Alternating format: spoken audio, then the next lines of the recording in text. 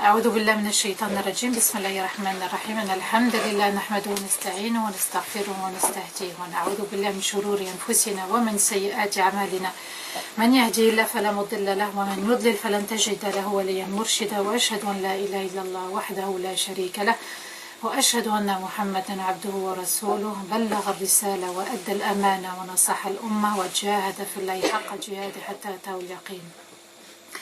اللهم صل وسلم على سيدنا محمد في الأولين وصل وسلم على سيدنا محمد في الآخرين وصل وسلم على سيدنا محمد في الملأ الأعلى إلى يوم الدين. رب اشرح لي صدري ويسر لي أمري واحلل عقدة من لساني يفقه قولي. أما بعد mes chers sœurs et mes chers frères, assalamu alaikum wa rahmatullahi ta'ala wa barakatuh.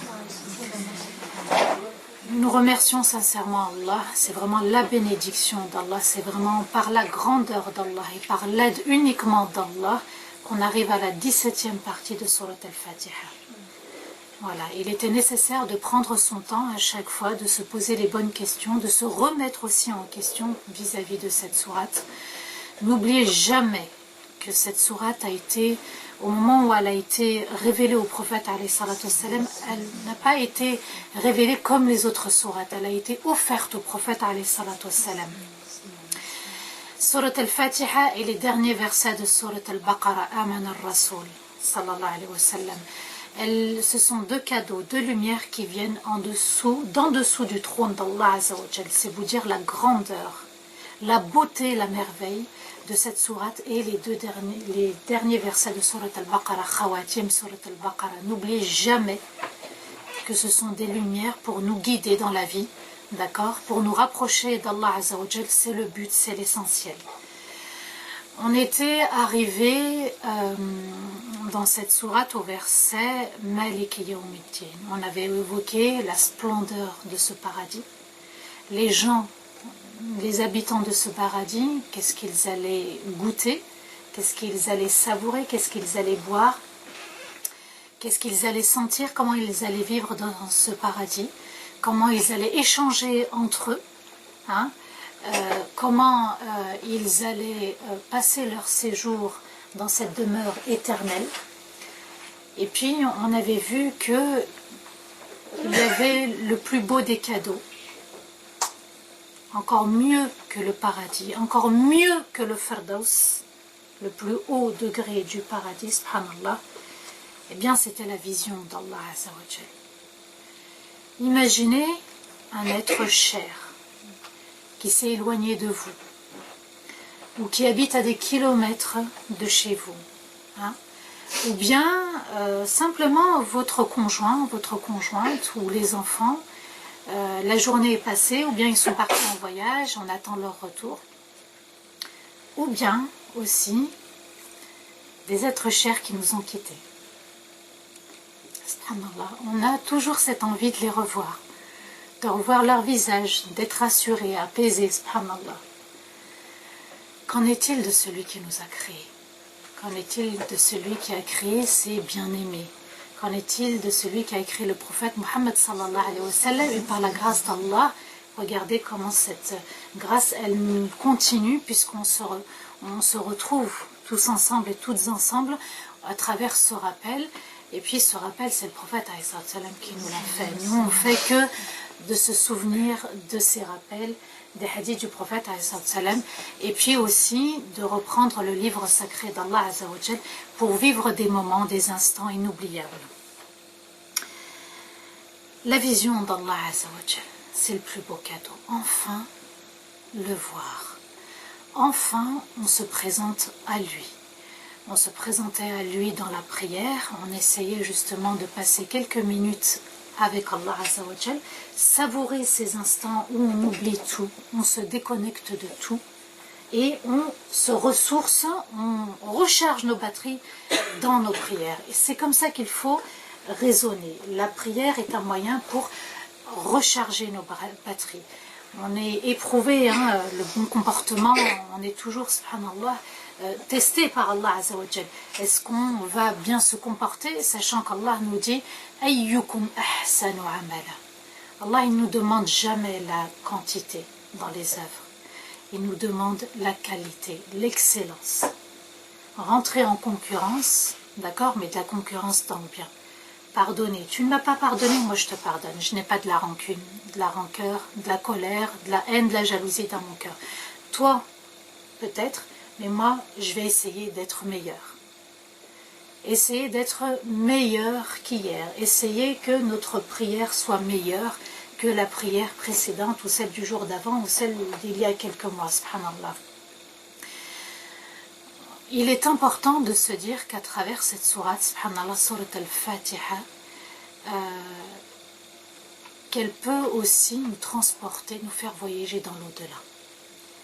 Imaginez, subhanallah, dans cette dua qu'on va faire, on va rentrer dans le prochain verset, bi'idnillah, de se dire, c'est mon moment avec Allah Azza wa Jal, et quand je vais demander à Allah, guide-moi vers le droit chemin, je souhaiterais que ce chemin soit la rencontre d'Allah Azza wa Jal.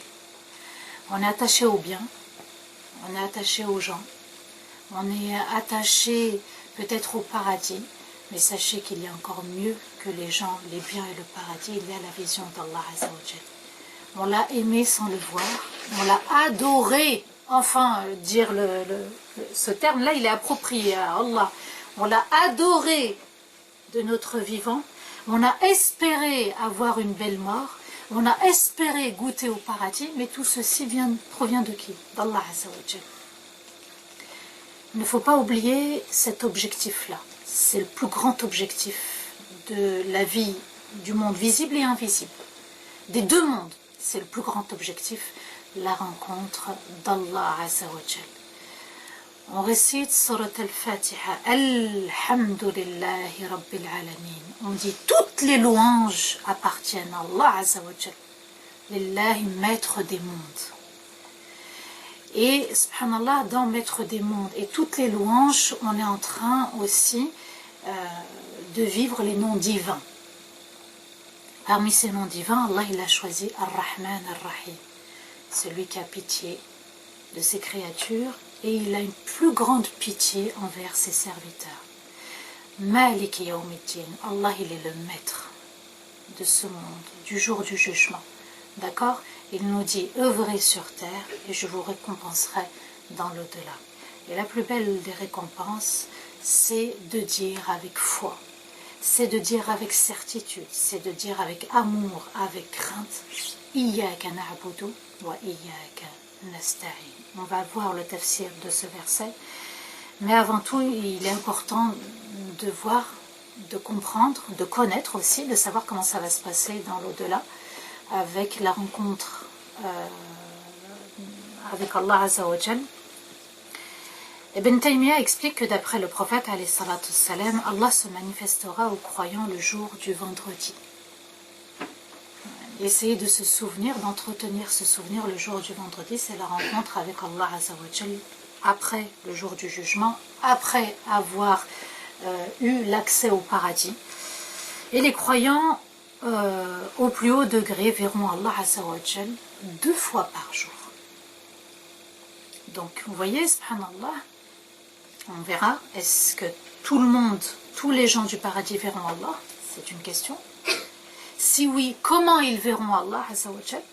Sachez que plus vous montez en degré, et plus vous aurez la chance, l'opportunité, le privilège de voir Allah encore plus longtemps que les autres. Vous voyez, le musulman, il doit toujours viser haut, viser loin, et comprendre quel est son objectif final. Parce que vivre pour vivre, salat, ramadan, manger, boire, appeler, regarder la télé, bouquiner, aller aux conférences, c'est un peu la routine du quotidien, on va dire, du petit musulman. Le musulman, il ne doit jamais oublier cet objectif. Ce grand objectif, c'est rencontrer son Seigneur, puisque, subhanallah, toute la journée, il œuvre en son nom. Toute la journée, il œuvre en son nom, subhanallah.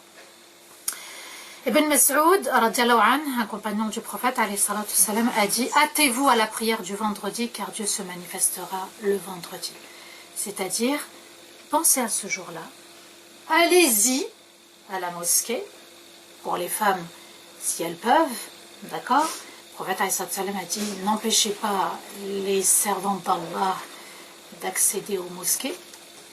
D'accord? Si elles veulent y aller, ne les empêchez pas. En tout cas, Ibn Mas'ud nous dit, n'oubliez pas, le jour du vendredi, c'est, on va dire, le jour d'Allah. Je ne vais pas dire le jour du Seigneur pour nous distinguer des chrétiens. C'est le jour de la rencontre avec Allah Azza wa Jal. Donc au-dessus de la merveille du Firdaus, au-dessus des rivières, des boissons, le camphre, au-dessus de ce musc qui va enivrer notre séjour au paradis, eh bien il y a le fait de rencontrer Allah Azza wa Jal. Allah nous dit wujuhun yawma'idhin nadhira ila rabbiha nadhira. Ce jour-là, il y aura des visages illuminés qui vont contempler. Et Allah nous dit ila rabbiha nadhira, et ils contempleront, ces visages contempleront Allah Azza wa Jal, leur Seigneur. Et Allah nous dit dans un autre verset lilladhina ahsanul husna wa ziyada. Pour ceux qui ont excellé, qui ont bien œuvré, nous leur accorderons donc la récompense du paradis, wa ziyada, et encore plus. Les savants ont défini ce encore plus comme étant la rencontre avec Allah Azza wa Jal. Le prophète alayhi salatu wassalam faisait une dua et disait Allahumma as'aluka ladhata an-nazari ila wajhik wa ash-shawqa ila liqa'ik. Seigneur, je te demande ladhata an-nazari ilayk, de goûter à la saveur de voir ton visage, de goûter. Il demande à Allah Azza wa Jalla, elle doit faire partie de nos doigts. Allahumma inni as'aluka ladhata an-nazari ila wajhik wa ash-shawq ila liqa'ik. C'est-à-dire attendre avec ardeur, impatiemment ta rencontre. Subhanallah, c'est important. Allahumma inni as'aluka ladhata an-nazari ila wajhik wa ash-shawq ila liqa'ik. C'est pas juste le fait de rencontrer Allah. Il a demandé, le prophète sallallahu alayhi wa sallam. Il a dit, et attendre vraiment d'une manière impatiente, attendre impatiemment la rencontre avec Allah Azza wa Jal. On se dit, voilà, je vais avoir le paradis, je vais rencontrer mon Seigneur, 3 petits points. D'accord? Là, c'est vraiment attendre avec hamas, avec force, avec envie, avec ardeur, la rencontre avec Allah Azza wa Jal. Je répète, Allahumma inni as'aluka ladhata an-nazari ila wajhik wa ash-shawq ila liqa'ik. Vous avez vu, quand les vacances arrivent et qu'on a envie de retourner dans notre pays pour rencontrer nos bien-aimés, nos proches, etc. On est dans l'avion, on se dit, oulala, l'avion va bientôt atterrir, je vais enfin voir, subhanallah, mes proches. Eh bien, cette émotion, pour Allah Azza wa Jal, elle doit être multipliée par des milliers et des milliers de fois, subhanallah. Ça doit vraiment, vraiment, vraiment nous tenir à cœur. Donc après le paradis, tous les habitants qui sont entrés au paradis, tous les habitants qui auront eu le privilège d'entrer au paradis, verront Allah Azza wa Jal, sans exception. Tout le monde verra Allah. C'est le cadeau final. D'accord? Tout le monde, sans exception. Même celui qui est au bas degré du paradis, d'accord? Premier degré, et celui qui sera au 100e degré, tout le monde, sans exception, verra Allah Azza wa Jal. Allah Azza wa Jal les appellera. Salamun qawlin min rabbin rahim. Allah leur dira salam, de la part d'un Seigneur très miséricordieux. La paix. Oui, subhanallah, on se dit assalamu alaikum wa rahmatullah. Quand on veut quitter la prière, on dit assalamu alaikum wa rahmatullah. Dans le tahiyyat, assalamu alayka ayyuhan nabi, que la paix soit sur toi, mon cher prophète. Assalamu alayka ayyuhan nabi. Assalamu alayna wa ala ibadillahi salihin. Cette paix, elle va arriver quand? Sur terre, mais surtout dans l'au-delà. C'est quoi la paix? C'est une question à laquelle il faut répondre. Subhanallah. Pourquoi on parle de paix dans la tahiyyat? Pourquoi quand on quitte la salat, on dit assalamu alaykum, encore une fois la paix? il y a une dua aussi qu'on dit Allahumma tassalam wa minka salam tabarakta ya dal jalali wal ikram. Allahumma, tu es paix. Wa minka salam, et la paix provient de toi. Et regardez, subhanallah, cette paix, elle arrive. Le salam d'Allah. Vous vous rendez compte, on a le salam d'Allah, la paix. C'est-à-dire pas de colère. Plus de colère. Plus de péché, plus de désobéissance. La satisfaction d'Allah Azza wa Jal. Salamun qawlin min rabbin rahim. Et là, tous les gens du paradis vont tout oublier. On a parlé des merveilles au paradis. Ça nous a fait rêver, même si ce qu'on a pensé, imaginé, n'a rien à voir avec ce qu'il y a au paradis. C'est un autre univers, c'est un autre monde, subhanallah. Donc tout le monde va délaisser ce qu'ils étaient en train de faire, en train de boire, de manger, toute occupation au paradis, pour contempler le visage d'Allah Azza wa Jal. Le prophète alayhi salatu salam a dit, pendant qu'ils seront préoccupés par les délices du paradis, quand soudain, une lumière jaillit au-dessus d'eux. C'est Allah qui se manifeste à eux. Et il leur dira, Salamun qawlan min rabbin rahim.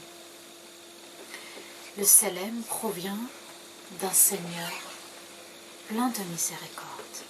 Et c'est vrai, subhanallah. Avoir vécu dans l'obéissance d'Allah, avoir mérité une belle mort, avoir rencontré le paradis, rencontrer aussi le prophète alayhi salatu salam et tous les autres prophètes, savourer le paradis. Vous voyez, la dernière étape, subhanallah, c'est la rencontre avec Allah Azza wa Jal. Enfin la paix. Là, elle est arrivée, la grande paix.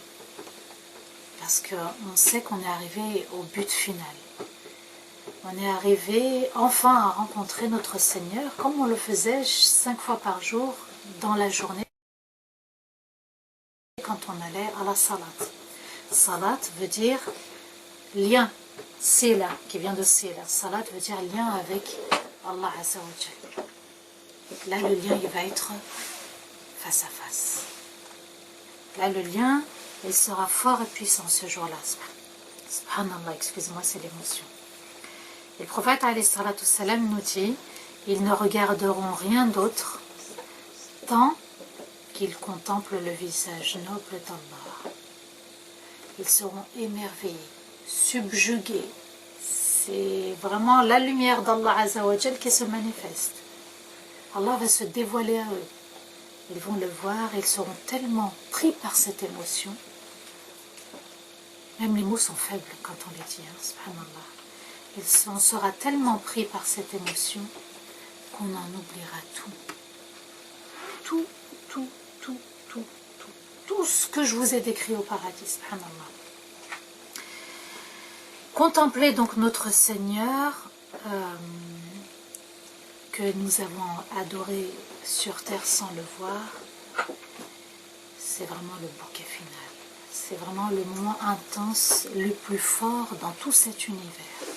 C'est la rencontre avec le Créateur, celui qui a débuté notre création, celui qui nous a envoyé toutes ces épreuves, celui qui nous a mis sur terre justement pour qu'on soit en concurrence dans le bien, qu'on puisse l'adorer. D'après Saïd al-Khudri, le prophète alayhi salatu wassalam a dit, Allah dira aux gens du paradis, chers habitants du paradis.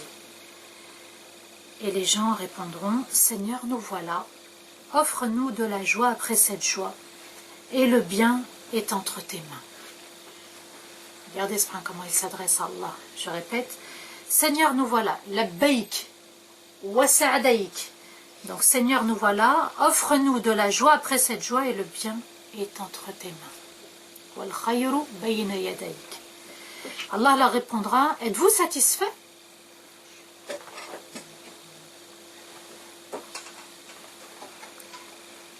Et les gens du paradis, nous, Inch'Allah, bi'idnillah, on dira, comment ne pas être satisfait alors que tu nous as comblés par des biens dont tu n'as comblé personne parmi tes créatures.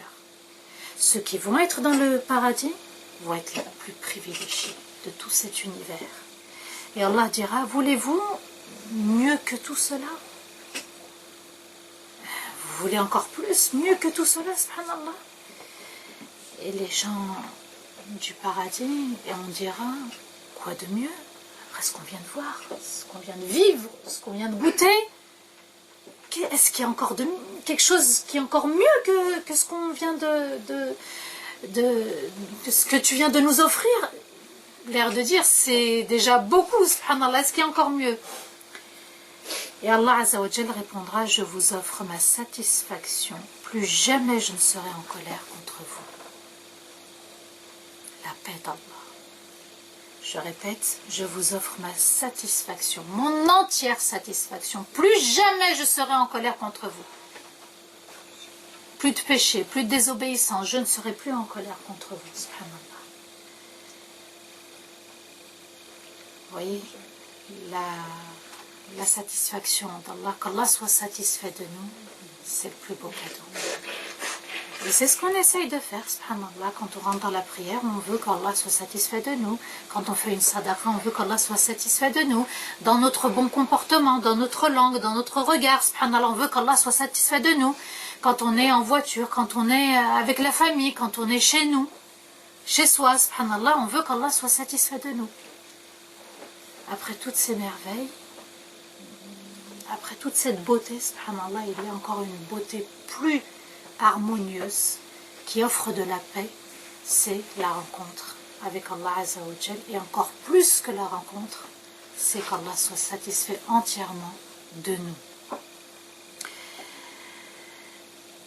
Donc, le plus beau des paradis, c'est de voir Allah Azza wa Jal, de parler avec Allah et qu'Allah soit satisfait de nous. Voilà le plus beau paradis.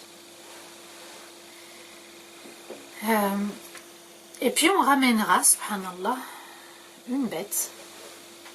Il y en a qui disent bélier, d'autres qui disent agneau. D'accord? On ramènera une bête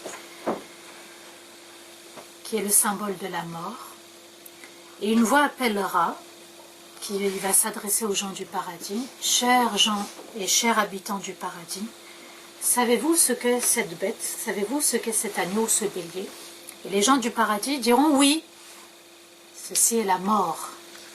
Et on appellera les gens de l'enfer, on s'adressera à eux, et on leur demandera, donc, chers gens de l'enfer, savez-vous qui est cet animal, cette bête, cet agneau, ce bélier? Et les gens de l'enfer diront, oui, c'est la mort. On égorgera donc, justement, cet agneau, ce bélier, pour mettre fin à la mort.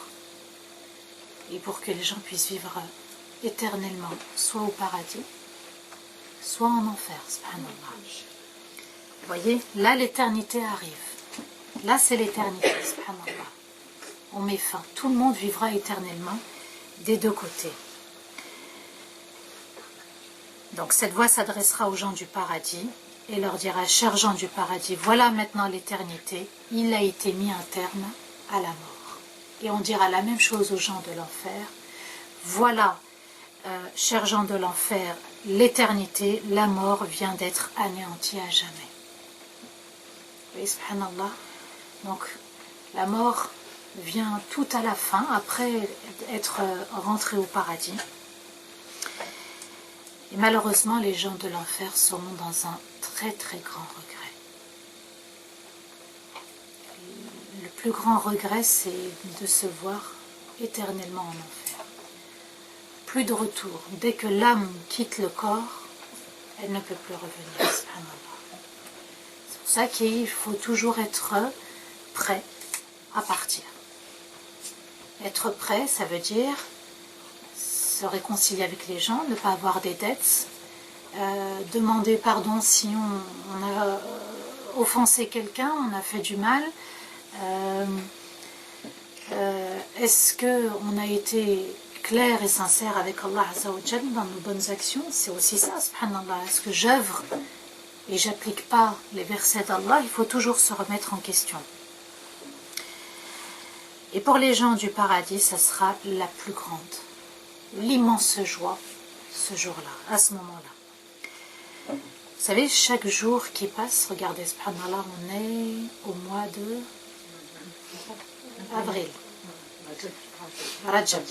Bientôt Ramadan. Vous vous souvenez, subhanallah, Ramadan dernier, quand on faisait les dourouz 2 mois avant. Vous vous souvenez le premier dars par lequel on a débuté les assises, le tout premier, c'est l'âme du croyant après la mort. Subhanallah. C'était au mois de septembre. Regardez, les mois s'écoulent. Plus le temps avance, plus on se rapproche, subhanallah, de l'au-delà. Il faut en être conscient. Il faut le mettre dans un coin de notre tête. On programme, c'est vrai, dans notre agenda. On programme des rendez-vous. On programme des vacances. On programme pour l'année prochaine, qu'est-ce qu'on va faire. Mais il faut toujours mettre aussi dans cet agenda, peut-être qu'à ce moment-là, je serai déjà morte ou mort. Qu'est-ce que j'ai préparé pour ce jour-là? Donc chaque jour nous rapproche de l'éternité et nous éloigne de la vie sur terre. La foi en l'au-delà est cruciale. On doit y croire. Malik Yawmiddin nous a fait voyager dans l'au-delà. On doit y croire. Celui qui ne croit pas en l'au-delà a manqué à un pilier de la foi. Le fait de croire au jour du jugement. Donc, quand on voyage dans la prière, on voyage aussi avec l'au-delà, on se remet en question. Et quand on se remet en question, on doit se dire, subhanallah, iyyaka na'budu wa iyyaka nasta'in. Voilà le 4e verset de Surat Al-Fatiha. Vous savez, subhanallah, dans Surat Al-Fatiha, avant d'arriver à ce 4e verset, les 3 premiers versets de cette sourate, Allah emploie un style indirect. La première partie, c'est Alhamdulillahi Rabbil Alamin, Ar-Rahman Ar-Rahim, Malik Yawmiddin. Allah, donc, on parle d'Allah dans ces 3 versets, on fait l'éloge d'Allah dans ces 3 versets, et on emploie un style indirect. Alhamdulillahi Rabbil Alamin. Toutes les louanges appartiennent au Seigneur, maître des mondes. Ar-Rahman Ar-Rahim. Le miséricordieux, le très miséricordieux. Malik Yawmiddin. Maître du jour du jugement. Donc, 3 formes indirectes. 3 versets à la forme indirecte. Et subhanallah, comme pour créer une émotion, un lien fort avec Allah Azza wa Jal, on passe de l'indirect au direct. Iyyaka na'budu wa iyyaka nasta'in. Seul toi nous adorons. Seul auprès de toi nous demandons de l'aide. On était en train de faire l'éloge indirectement d'Allah Azza wa Jal. Et d'un coup, on s'oriente vers Allah. Iyyaka na'budu wa iyyaka nasta'in. Vous allez voir, subhanallah, que ce verset, alors, dans tout le Coran, subhanallah, le secret de tout le Coran, c'est Surat Al-Fatiha. Et le secret de Surat Al-Fatiha réside dans Iyyaka na'budu wa iyyaka nasta'in. Toute notre vie doit tourner autour de ce verset. Iyyaka na'budu wa iyyaka nasta'in. Donc, le dialogue s'adresse directement à Allah Azza wa Jal, comme pour rendre présent le monde invisible. Comme pour rendre présent Allah qu'on ne voit pas. À ce moment-là, quand on dit Iyyaka na'budu, seul toi nous adorons, seul auprès de toi nous demandons de l'aide, à ce moment-là, le lien il est fort avec Allah. Allah a dit dans un autre verset, Ud'ouni astajib lakum. Invoquez-moi, je répondrai. Astajib, je réponds. Invoquez, je réponds. Nous avons l'obligation d'invoquer, Allah se doit de répondre. C'est sa promesse. Ud'ouni astajib lakum. Vous voyez, le style, il est direct. Et bien même dans cette forme, Iyyaka na'budu wa iyyaka nasta'in, le lien, il est direct. Je n'ai besoin de personne d'autre. Je m'adresse directement à Allah Azza wa Jal. C'est comme si, subhanallah, le croyant disait, je veux te rencontrer. Seul toi, j'adore. Et c'est même pas seul toi, j'adore, c'est seul toi, nous adorons. On va voir aussi qu'il y a un secret dans ce verset, dans cette lettre, le nous. Na'budu, seul toi, nous adorons. Donc c'est comme si on disait, Ya Allah, je veux te rencontrer, je veux t'adorer. Et là, l'adoration, elle est exclusive à Allah. Mon grand amour, c'est toi, Ya Allah. Je n'adore uniquement que toi. Et subhanallah, dans ces deux mots, Iyyaka na'budu, nous t'adorons.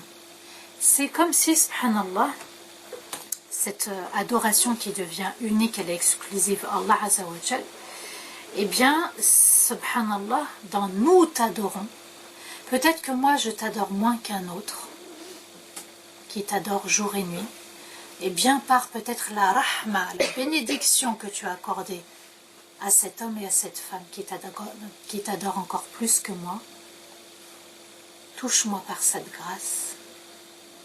On devient, subhanallah, la spiritualité, elle devient commune à tout le monde. On est solidaire, on est fraternel dans cette adoration. Et comme si on demandait, Ya Allah, fais-moi profiter de celui qui t'adore encore plus de moi. Touche-moi par ta grâce pour que je sois aussi peut-être comme lui ou comme elle. Iyyaka na'budu. Nous t'adorons tous ensemble. Mais tous ensemble, vous savez, subhanallah, comme je dis souvent, l'union fait la force.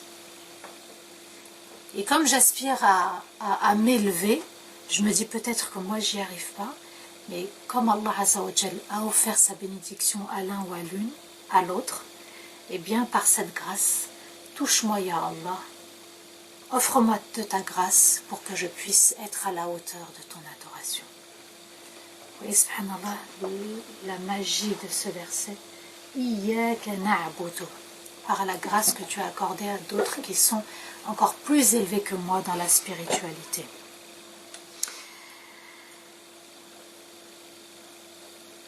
Les savants donc nous ont dit que le secret de Surat al-Fatiha résidait dans Iyyaka na'budu wa Iyyaka nasta'in, et toute la religion, subhanallah, se résume à adorer Allah et à lui demander son aide. Toute la religion se résume à ça. Toute la religion, tout l'islam. Et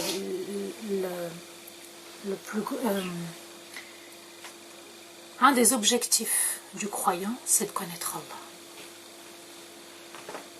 C'est de connaître Allah Azza wa Jal. Et plus vous vous rapprocherez d'Allah dans Surat al-Fatiha, dans la méditation de cette sourate, et plus Allah vous ouvrira encore plus la porte. Al-Fatiha taftah. Plus Allah il vous offrira ces moments-là de méditation, plus il vous enseignera. Il vous fera découvrir d'autres secrets de Surat al-Fatiha. Nous n'avons pas encore fini de déguster, de savourer les versets de Surat al-Fatiha. Seul toi nous adorons, notre adoration donc elle est toujours exclusive à Allah Azza wa Jal. Seul auprès de toi nous demandons de l'aide. Le croyant doit implorer avec force et placer sa confiance en Allah. On ne peut pas adorer Dieu, on ne peut pas adorer Allah Azza wa Jal sans son aide. Nous avons besoin de l'aide d'Allah Azza wa Jal. Nous l'aimons, nous l'adorons, nous supplions son aide. Ibn al-Qayyim disait, j'entendais souvent mon cheikh dire, son cheikh c'était Ibn Taymiyyah, Allah soit satisfait d'eux, Iyyaka na'budu repousse l'ostentation et Iyyaka nasta'in repousse l'orgueil. Vous voyez, subhanallah, l'ostentation, parfois on veut faire des bonnes actions pour Allah et puis subitement Shaitan il arrive, coucou. Non, regarde, tu sais, mashallah, les gens ils sont là et voilà, il essaye de détourner notre intention. Il faut travailler notre foi, purifier notre âme et notre cœur, subhanallah, pour arriver à ce que, même si Shaitan se présente, même si notre ego nous insuffle des choses, qu'on arrive, subhanallah, à être fort et ferme à ce moment-là. L'ostentation est une forme de shirk. Il ne faut jamais oublier ça. C'est une forme de shirk. Ce n'est pas le grand shirk. Shirk veut dire associer quelque chose ou quelqu'un à Dieu. Ce n'est pas le grand shirk, billah, mais c'est une forme, et c'est assez suffisant déjà pour tomber tout doucement dans le grand shirk. Allah Azza wa Jal nous dit وَمَا أُمِرُوا إِلَّا لِيَعْبُدُوا اللَّهَ مُخْلِصِينَ لَهُ الدِّينَ. Ils n'ont été ordonnés que d'adorer Allah Azza wa Jal avec sincérité. مُخْلِصِينَ لَهُ الدِّينَ. D'accord? Donc notre religion doit être sincère. Notre intention doit être sincère. Allah il nous dit, je vous ai ordonné, on leur a ordonné que d'adorer avec sincérité. Tu n'adores pas avec sincérité, ça n'est pas compté. C'est que de la fatigue. Et on ne pourra adorer Allah seulement par l'aide d'Allah. D'un côté, on s'oriente vers Dieu en lui disant « Ya Allah, seul toi, nous t'adorons ». Mais on ne pourra l'adorer qu'en suppliant son aide. Combien de fois il a été difficile pour beaucoup d'entre nous de se lever pour le Fajr, de faire la prière du Isha le soir, surtout en été, de finir la journée de Ramadan en été, hein, quand on doit manger vers 21h30, 21h40. Combien de fois il a été difficile de pardonner, combien de fois il a été difficile d'œuvrer, hein, de résister aux tentations, aux passions. Eh bien, notre adoration sera complète que si nous supplions l'aide d'Allah Azza wa Jal. Et donc on ne pourra adorer Allah Azza wa Jal seulement par l'aide d'Allah et pour surtout avoir une foi ferme. D'accord? Il faut avoir une foi solide, une foi dont la brise passe et la foi elle commence à être fragile, elle n'est pas stable, juste la brise, il faut s'inquiéter. La foi elle est solide, même s'il y a un tsunami, la foi elle doit rester solide, elle ne doit jamais en prendre un coup. Donc demander l'aide d'Allah Azza wa Jal pour l'adorer, c'est surtout pour avoir une foi ferme, pour adorer fermement Allah Azza wa Jal. On ne doit pas être perturbé par ce que disent les gens, par ce que font les gens. Quand je dis les gens, c'est les musulmans et non musulmans. Parfois par des choses que tout le monde fait et on doit suivre parce que tout le monde fait. Il faut faire attention à ça. Il faut faire attention à ça. C'est pas parce que beaucoup de gens, on les voit faire, on les voit dire que c'est permis. Le musulman, il doit toujours avoir le basir à la clairvoyance et de se dire c'est un mauvais chemin si je le prends. Et surtout, délaisser le péché pour être dans l'obéissance d'Allah Azza wa Jal. Et une fois, subhanallah, la foi ferme, délaisser le péché, adorer Allah Azza wa Jal comme il se doit, à ce moment-là, on acquiert la satisfaction d'Allah. Iyyaka na'budu wa iyyaka nasta'in, c'est pour demander la satisfaction d'Allah Azza wa Jal. Si nous n'avons pas l'aide d'Allah, si nous n'avons pas l'aide d'Ar-Rahman Ar-Rahim, si on ne se rappelle pas l'au-delà, on ne peut pas aller vers Allah et Allah ne nous aide pas. Vous voyez, ces 3 versets, subhanallah, juste avant, c'est un rappel. Toutes les louanges appartiennent à Allah Azza wa Jal. Reconnais Allah comme étant ton Seigneur avec tous ses noms divins. Et parmi tous ces noms divins, il y a le fait qu'Allah peut avoir de la pitié pour toi. Et il peut en avoir, subhanallah. Il ne faut pas désespérer de la miséricorde d'Allah Azza wa Jal. Ibn al-Qayyim disait, rahimahullah, le secret dans la création, le secret dans les ordres d'Allah, le secret dans les livres sacrés, le secret dans les lois, donc légiférées par Allah Azza wa Jal, le secret dans les récompenses et les châtiments, tout ceci réside dans l'adoration et la demande d'aide auprès d'Allah. Vous voyez, subhanallah, le secret de ces livres révélés, le secret de Sharia, la loi islamique, le secret de récompense, châtiment, le secret de tout l'univers pour méditer, réside, il dit, dans l'adoration et la demande d'aide d'Allah Azza wa Jal. voyez, tout cet univers doit nous aider à contempler, à méditer le verset « Iyaka na'budu wa iyaka nasta'in ». « Iyaka na'budu » seul toi nous adorons, cela concerne Allah Azza wa Jal. « Wa iyaka nasta'in » cela nous concerne. Nous supplions l'aide d'Allah Azza wa Jal. « Wa iyaka » il faut bien prononcer dans salat.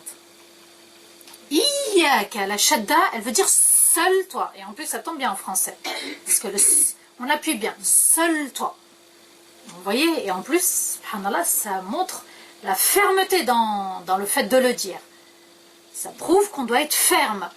Iyaka, c'est pas iyaka. C'est pas 3 petits points. Iyaka, 3 petits points. C'est iyaka, le point d'exclamation. Seul toi. Vous voyez, Allah il nous dit, soyez ferme dans la prononciation de ce verset et soyez ferme quand vous le dites. Vous le dites avec votre cœur, pas qu'avec la langue. Uniquement. Avec le cœur et la langue, subhanallah. L'adoration et l'aide d'Allah Azza wa Jal. Donc l'aide d'Allah, c'est l'amour véritable. Pardon, l'adoration d'Allah Azza wa Jal, c'est l'amour entier et véritable. Iyaka na'budu, seul toi nous adorons. C'est le grand amour pour Allah Azza wa Jal. L'amour entier et véritable. Et subhanallah, dans Iyaka nasta'in, seul auprès de toi nous demandons de l'aide. Là, le musulman, le croyant, doit éprouver de l'humilité vis-à-vis d'Allah Azza wa Jal. Donc tu ne peux pas prier. On ne peut pas prier. On n'a pas le droit devant Dieu de prier sans humilité, sans méditer. C'est ce verset, subhanallah. Je t'aime. Et parce que je t'aime, je supplie ton aide. Et lorsque je supplie ton aide, j'éprouve de l'humilité. Une grande humilité devant toi, ya Allah. Quand on est dans cet état d'humilité, on se sent vraiment comme un petit grain de sable dans tout l'univers. On doit vraiment ressentir cela. Ça éduque notre ego. Ça nous calme parfois. Iyaka na'budu wa iyaka nasta'in. La colère va monter. Iyaka na'budu wa iyaka nasta'in. Un ressentiment, un mauvais comportement, une adoration pour Allah Azza wa Jal qui va peut-être accompagner d'ostentation, tout de suite on se réfugie auprès d'Allah. Iyaka na'budu wa iyaka nasta'in, pour nous éloigner, nous épargner, nous préserver de tout mal et de tout péché. Donc l'adoration d'Allah Azza wa Jal, elle ne se réalise qu'à travers ces deux qualités. L'adoration, la demande de l'aide, l'amour véritable et l'humilité. C'est important. Oui, subhanallah, la Fatiha, c'est pas Alhamdulillah, Rabbil Alamin, Rahman, Rahim, réciter au kilomètre. C'est pas ça. C'est vraiment un dialogue qui s'installe. C'est vraiment une émotion. C'est vraiment une grande sensation. C'est vraiment un lien fort avec Allah Azza wa Jal. Et on a besoin de lui dire je t'aime, comme on dit, je t'aime à nos enfants, à nos maris, à nos épouses. Régulièrement, on envoie des petits messages où on leur dit, subhanallah, et bien là, vous vous rendez compte. À chaque prière, on dit, Allah, voilà, tu es mon grand amour. Seul toi, j'adore. Seul toi, nous adorons. Hein? Et il faut impérativement ressentir cette humilité quand on récite ce verset, subhanallah. Iyaka na'budu, seul toi nous adorons. Donc il y a l'amour véritable, mais il y a la fierté d'être musulman et croyant. Et la fierté, seul toi nous adorons. Hein, les enfants, n'ayez pas peur de dire Iyaka na'budu, d'avoir cette fierté d'être musulman et musulmane. C'est important, subhanallah. Les chrétiens et les juifs, ils ne se cachent pas de leur religion, de leur apparence. Nous n'avons pas à nous cacher. Nous n'avons pas à nous sentir moins bien qu'un chrétien ou un juif ou n'importe quelle nationalité, n'importe quelle autre religion, subhanallah. Iyaka na'budu, il faut le dire avec fermeté et avec fierté. Seul toi, nous adorons. Je suis fière, ya Allah, de t'adorer. Et devant les autres, je suis fière aussi d'être musulman, d'être musulmane, de jeûner Ramadan, de vouloir faire mes prières. Je dois me vanter sans manifester notre religion, hein, bien sûr, mais le voile, la barbe, les paroles parfois, elles doivent être dites avec paix, sérénité, harmonie, subhanallah. On ne doit pas s'en cacher. Le jour du Eid, si par exemple on doit marcher dans la rue pour celles qui ne portent pas le voile, ou les petites filles ou les jeunes filles qui veulent porter le voile ce jour-là, il faut y aller avec fierté. Iyyaka na'budu. Pour celles qui viennent de porter le voile par exemple, Iyyaka na'budu. On sort avec fierté. On sort avec joie.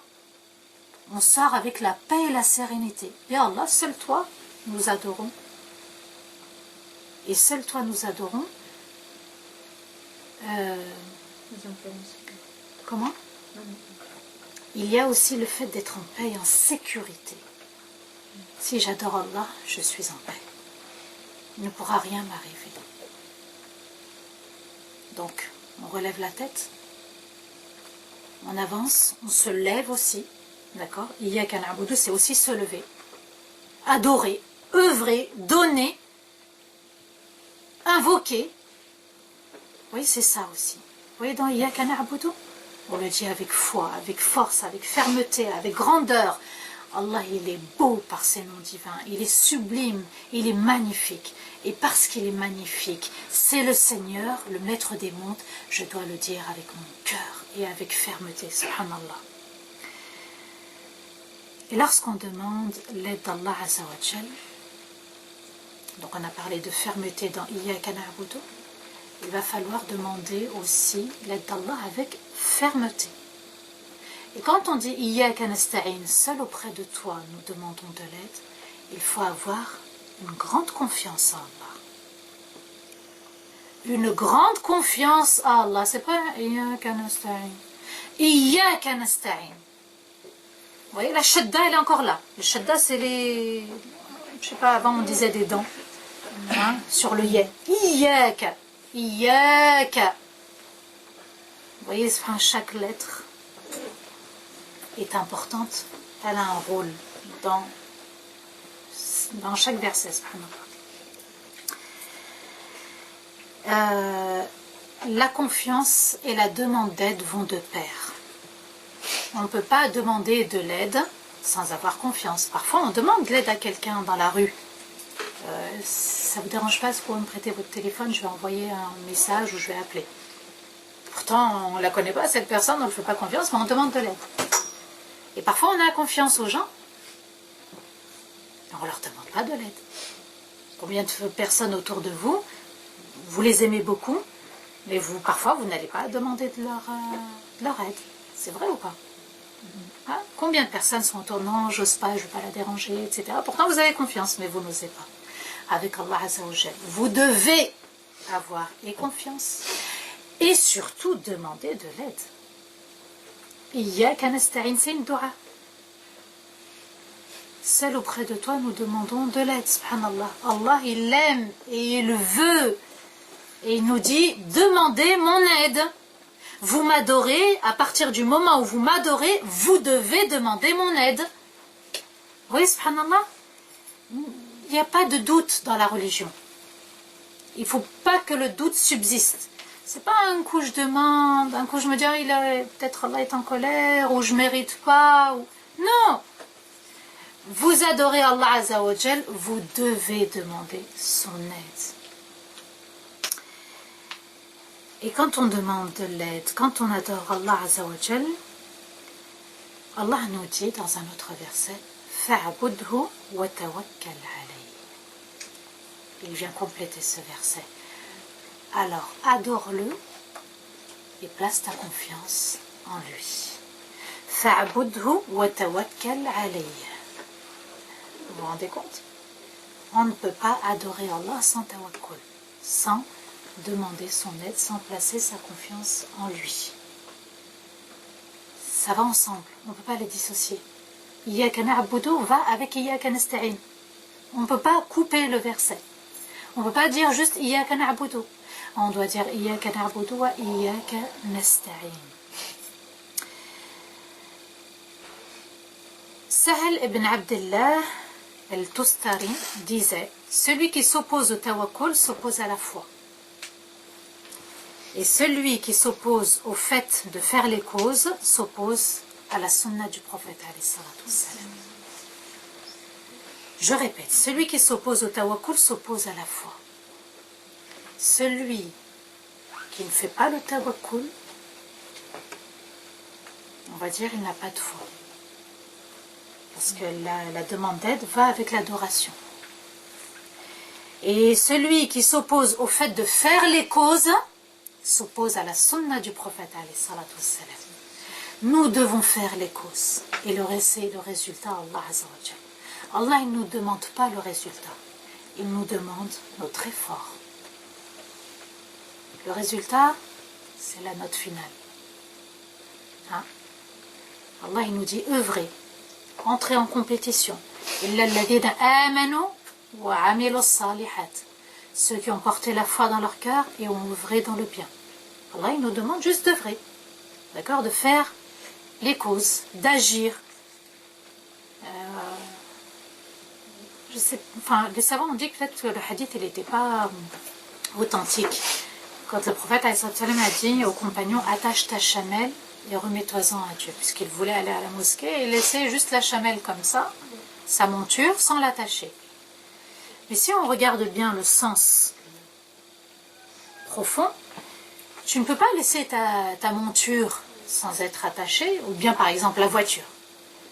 On se dit, tiens, je ferme pas. Je laisse les clés, je ferme pas, natawakkal ala rabbi. Allah, c'est pas ce qu'il nous demande. Il nous dit, tu prends tes clés, tu enlèves tes clés, tu fermes ta voiture, et tu t'en remets à Dieu. Qaddar Allah, ce qui arrivera, arrivera. C'est, parfois on brûle les voitures, parfois, voilà, notre voiture, on l'a garée dans un endroit, il y a eu un accident, pas très loin de chez moi, subhanallah, une voisine avait laissé sa voiture bien garée, et puis quand les voitures ont tourné, ben, il y en a un, il avait bu, il a percuté la voiture, subhanallah. Nous, on gare, c'est vrai, chaque soir notre voiture, et ensuite on s'en remet à Dieu. On ne se soucie pas. Qu'est-ce qui va lui arriver? Vous croyez qu'on rentre un peu dans cette paranoïa? Et si je gare, qu'est-ce qui va lui arriver? Est-ce que j'ai bien choisi le bon endroit? Non, non, non, je reviens, je la gare ailleurs. On n'est pas dans ce délire. Ben, ça, c'est du tawakkul. Et bien dans les épreuves, notre tawakkul doit être identique. Quand vous envoyez vos enfants à l'école, vous ne dites pas la maîtresse, le prof, est-ce qu'il a bien fait son cours? Non, non, il faut que j'aille le voir pour lui dire non, non, peut-être ici vous vous êtes trompé. On n'est pas dans cet esprit-là. On fait du tawakkul. Et bien dans les épreuves, c'est pareil.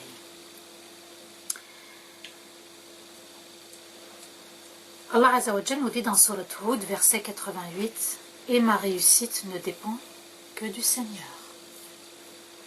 Il est beau ce verset. وَمَا تَوْفِيقِ إِلَّا بِاللَّهِ. Et ma réussite ne dépend que d'Allah. Donc moi je dois œuvrer, faire, agir, et Allah se charge du reste. Ensuite Allah nous dit عَلَيْهِ تَوَكَّلْتُ وَإِلَيْهِ أُنِيبُ. C'est à lui que je me confie et c'est vers lui que je retournerai. Alayhi tawakkalt, c'est à lui que j'ai placé ma confiance, c'est en lui, pardon, que j'ai placé ma confiance, et c'est vers lui que je retournerai. Quoi qu'il arrive, ya Allah, je sais que tu seras là, c'est ton choix, c'est ton hukm, c'est ton ordre, tu as décidé, kun fayakun. Adorer Allah Azza wa Jal offre l'apaisement. L'apaisement du cœur, l'apaisement de l'âme, ça procure une joie qu'on ne peut pas décrire, un bien-être, une harmonie en nous. Cette harmonie, elle est là sur terre, comme là en ce moment, subhanallah. On est en train de vivre un moment agréable, un moment avec les anges. Ils sont ici présents. Ils parcourent la terre, ces anges, ils n'ont qu'une mission, c'est de parcourir la terre, de chercher les lieux, les cercles où on se réunit pour se souvenir d'Allah Azza wa Jal. Bien, ils ont pris l'habitude maintenant, chaque samedi, il y en a, ils sont toujours là, ils nous accompagnent, subhanallah. Et ce qui est beau, c'est que avec leurs ailes, ils nous entourent, et Allah à ce moment-là fait descendre sa sakina, sa quiétude, l'apaisement. Est-ce qu'il y en a une ici qui a pensé à ses soucis ou un qui a pensé à ses soucis, subhanallah, ou oublié complètement? Bon, on doit être dans cet état, subhanallah, de spiritualité, même quand on va quitter ce lieu, jusqu'à ce qu'on revienne ici. Ça doit nous suivre et nous accompagner même après. La grande force, c'est d'être sans force. C'est bizarre ce que je dis. La grande force du croyant, c'est d'être sans force. Pourquoi? Parce que notre force dépend de la force d'Allah Azza wa Jal. Voilà. La hawla wa la quwwata illa billah. La hawl, il y a de force et de puissance. Il n'y a pas de force, je n'ai pas de force et pas de puissance. Sauf avec celle d'Allah Azza wa Jal. Je répète, la grande force, c'est d'être sans force. Mais seulement avec la force d'Allah Azza wa Jal. Donc, Surat al-Fatiha doit nous éduquer. L'humilité.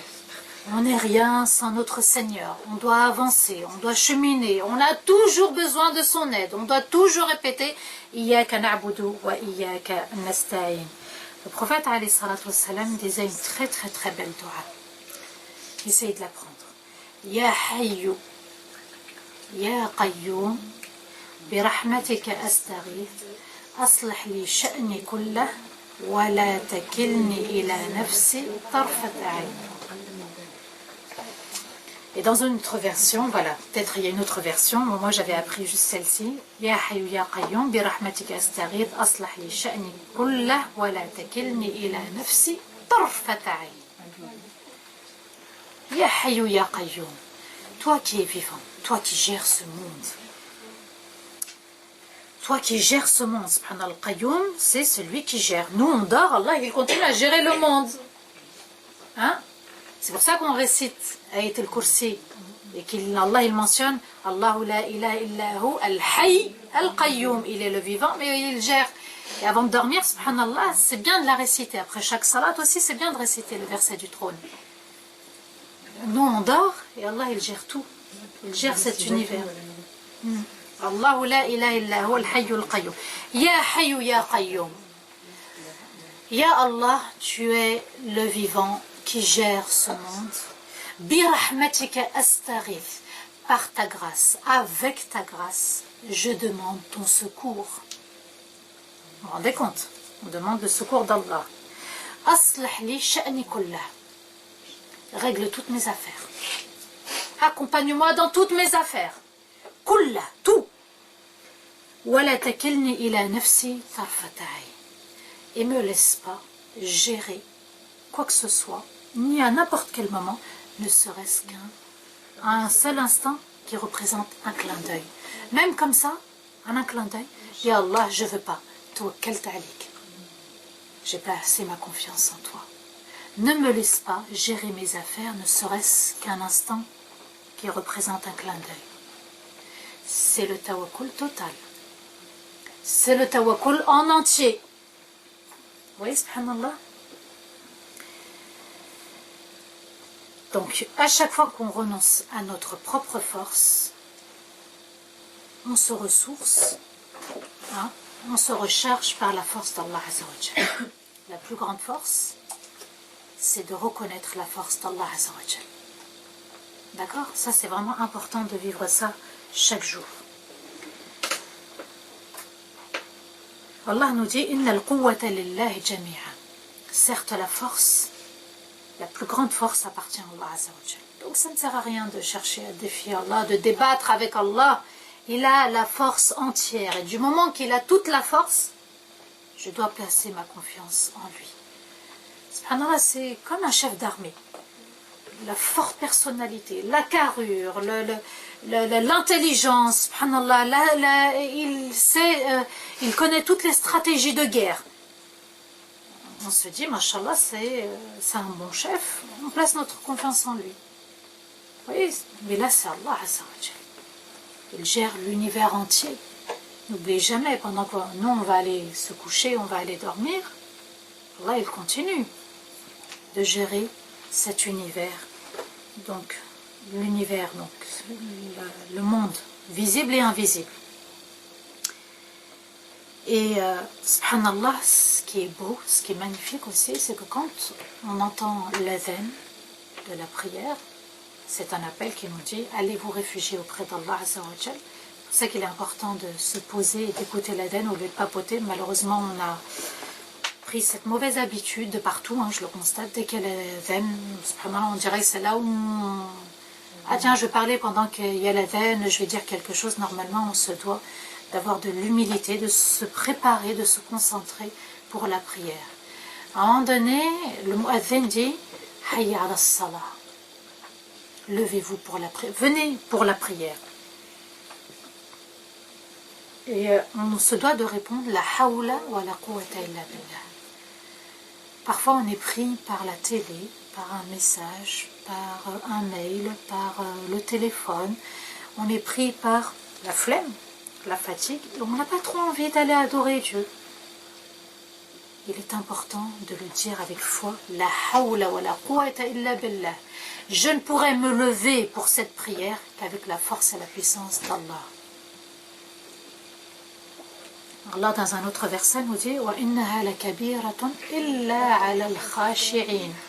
La prière est une tâche lourde, sauf pour ceux qui craignent leur Seigneur. D'accord? C'est pas évident de prier. Les enfants nous le disent, nos ados nous le disent, il y a des adultes aussi qui le disent, ils ont du mal, ils prient, ils arrêtent, ils prient, ils arrêtent. Et si on connaissait véritablement le sens de cette prière, le secret, la lumière que cette prière peut nous apporter, on irait même à quatre pattes.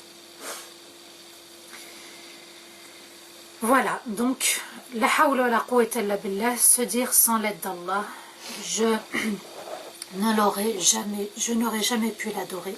Parce que regardez, on est là, nous on est musulmans, croyants, musulmanes, croyantes. Il y en a d'autres peut-être qui sont au bord de quitter l'islam. Il y en a, ils ont quitté l'islam. Il y en a, ils n'ont jamais embrassé l'islam. Subhanallah. C'est vraiment par la grâce d'Allah Azza wa Jal, par la rahma d'Allah qu'on est musulman, musulmane. On a fait ce choix. On l'a fait ce choix. Personne n'a choisi à notre place. Personne n'a choisi à notre place.